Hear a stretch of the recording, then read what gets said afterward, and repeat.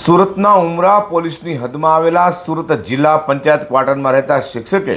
બે પુત્રોની હત્યા કરી પોતે આપઘાત કરવા મામલે પત્નીનો અફેર કારણભૂત હોય ઉમરા પોલીસે પત્ની અને તેના પ્રેમી સામે આપઘાતની દુષ્પ્રેરણાનો ગુનો નોંધી બંનેની ધરપકડ કરી હતી।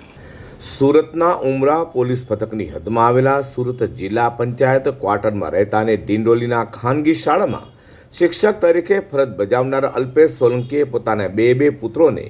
ઝેરી દવા પીવડાવી હત્યા કર્યા બાદ પોતે પણ ગળે ફાંસો ખાઈ આપઘાત કરી લેતા ચકચાર મચી જવા પામી હતી।